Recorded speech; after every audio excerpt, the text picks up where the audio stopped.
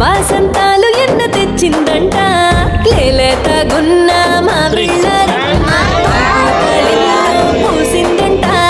ఏడాదికంతా ఎన్నెల్లు నింపే మొదటి పండగే వచ్చిందంట క్రోధి సెలవిచ్చి వెళ్ళిపోయేనింకా క్రోధాలు కోపాలు వదిలేద్దామా విశ్వావసు చైత్ర మాసం వచ్చింది ఆనందంగా అంతా గడిపేద్దామా వచ్చింది మళ్ళీ వచ్చింది